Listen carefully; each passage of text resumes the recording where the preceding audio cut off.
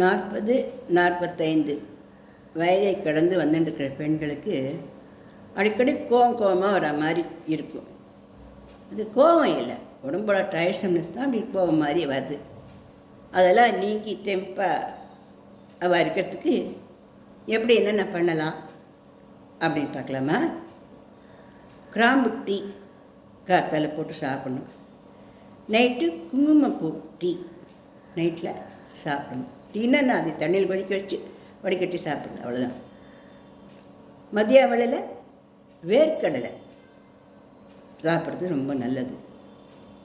Walnut, பாதாம் பருப்பு, முந்திரி பருப்பு இதெல்லாம் அதெல்லாம் ஒமேகா அப்படிங்கிற ஒரு சக்தி இருக்கிறதுனால இந்த கோவத்தை எல்லாத்தையும் கொஞ்சம் குறைக்கும், உடம்புல பலம் கொடுக்கும்.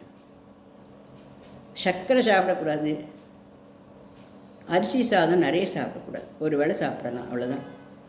அதுக்கு மேலே அரிசி சாதம் அதுவும் குறைவாக சாப்பிடணும். சர்க்கரை சாப்பிடவே கூடாது. பால் கலந்த பொருள்கள், பால் கலந்த பொருள்கள், டீ, காப்பி இதுகளெல்லாம் ஓரம் கட்டிடுது, ரொம்ப நல்லது. ஜூஸு சாப்பிடலாம், ஆனால் ஜூஸ் வீட்டில் பண்ணி சாப்பிடணும். ஜூஸாக சாப்பிட்றத பழங்களாக சாப்பிட்றது நல்லது. கடையில் விற்கிற ஜூஸ்லாம் வாங்கி சாப்பிடக்கூடாது, ஏன்னா அதில் ரொம்ப தித்திப்பு அதிகமாகவும் இருக்கும், ப்ரிசர்வேஷனும் போட்டு இருக்கும், அதனால் அதெல்லாம் உடம்புக்கு ஆகாது. மோர் நிறைய குடிக்கலாம். வெந்தயம் அதிக அளவில் எடுத்துக்கலாம். வெந்தய டீ, வெந்தயம் போட்டு தொகையல், வெந்தயம் போட்டு குழம்பு, வெந்தய களி, வெந்தயம் நிறைய எடுத்துக்கலாம்.